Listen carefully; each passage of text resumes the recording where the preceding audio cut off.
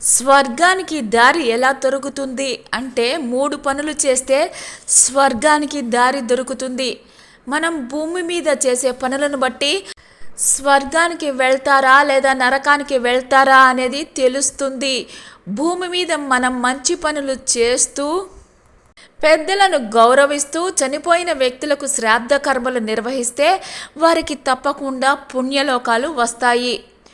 మనిషికి స్వర్గంలో స్థానం లభించాలి అంటే ఏం చేయాలి, ఏం చేస్తే స్వర్గం లభిస్తుంది అనేది తెలుసుకుందాం. మహాభారతంలో స్వర్గలోకంలో స్థానం లభించాలి అంటే 3 రకాల రుణాలను తీర్చుకోవాలి.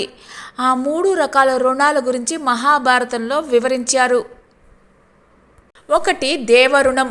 మనిషి జీవించి ఉన్నంతకాలం దాన ధర్మాలు చేయాలి. దాన ధర్మాలు చేస్తే మనిషికి పుణ్యం లభిస్తుంది.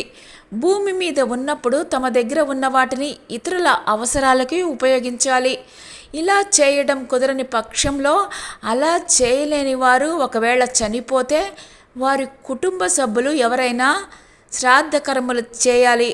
అప్పుడు ఆ రుణం తీర్చుకున్నట్లే అవుతుంది. వారికి మంచి లోకాలు ప్రాప్తిస్తాయి. 2 ఋషి రుణం. మనిషి బతికి ఉన్నప్పుడు తాను సంపాదించే జ్ఞానాన్ని ఇతరులకు పంచాలి. అప్పుడు ఈ రుణం తీర్చుకున్నట్లు అవుతుంది.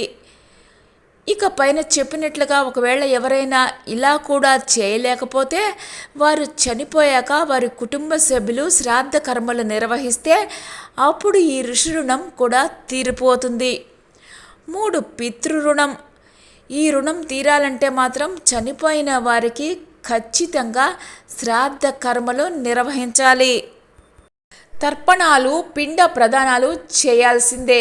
అప్పుడు 3 రుణాలు తీరినట్లయి చనిపోయిన తర్వాత వారి ఆత్మ శాంతిస్తుంది.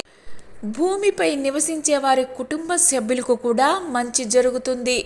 అందుకే ఎవరైనా తమ పూర్వీకులకు శ్రాద్ధ కర్మలు నిర్వహించకుండా చనిపోతే వారి పేరుట ఇప్పుడున్న వారు తమ పూర్వీకులకు శ్రాద్ధ కర్మలను చేయవచ్చు.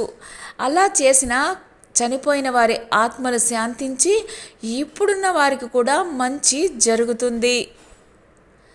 ఈ 3ంటిని ఎవరైతే సక్రమంగా నిర్వహిస్తారో వారికి స్వర్గలోకంలో స్థానం లభిస్తుందని శాస్త్రాలు తెలియచేస్తున్నాయి.